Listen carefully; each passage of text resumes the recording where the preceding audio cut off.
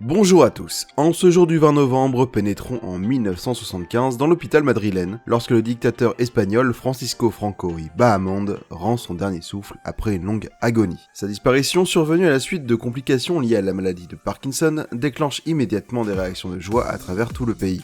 C'est le point final de près de 4 décennies de dictature, marquant une transition significative pour l'Espagne en quête de changement. Longtemps en attente d'une libéralisation politique, l'Espagne voit enfin poindre une ère nouvelle avec le successeur désigné par Franco en 1969, Juan Carlos. À la surprise générale, Juan Carlos offre à ses sujets une constitution démocratique en 1978, marquant ainsi le début d'une nouvelle ère politique pour le pays.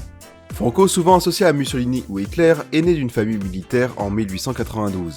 Peu doué pour les études, il se révèle tacticien au Maroc dès 1912. À 34 ans, il devient le plus jeune général européen de l'époque, se faisant appeler le Caudillo, chef de guerre. Sous la dictature de Primo de Rivera, il prend la direction de l'école militaire de Saragosse, la plus importante du pays. La Deuxième République, instaurée en 1931, met Franco en disponibilité forcée par crainte d'un renversement du régime par les militaires. Il ne participe d'ailleurs pas à une première tentative de coup d'état en 1932 du général Sanjurjo, le mettant dans les bonnes grâces du gouvernement. Tiraillé entre conservateurs et partis de gauche, Franco fait partie des militaires putschistes lors des élections de février 1936. Le 17 juillet, il soulève l'armée du Maroc, plongeant l'Espagne dans une terrible guerre civile marquée par les massacres des républicains, soutenus par Hitler et Mussolini. Nous en parlerons en détail un autre jour.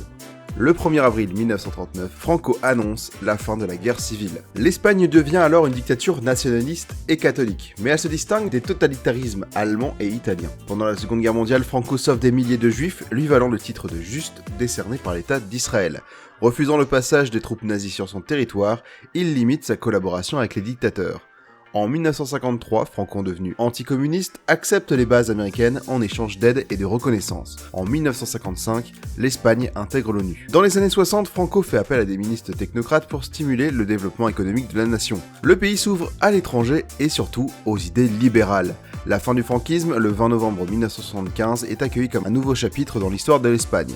La mort de Franco marque la fin d'une époque et le début d'une transition démocratique. Sous Juan Carlos, l'Espagne s'engage dans une nouvelle voie politique et sociale. Merci de nous avoir écoutés. Encore une fois, ces épisodes sont très concis, ils ne racontent pas tout. Il y aura d'autres journées où on en reparlera plus en détail. N'hésitez pas à vous abonner, à activer la cloche et à me suivre sur les réseaux Twitter et Facebook.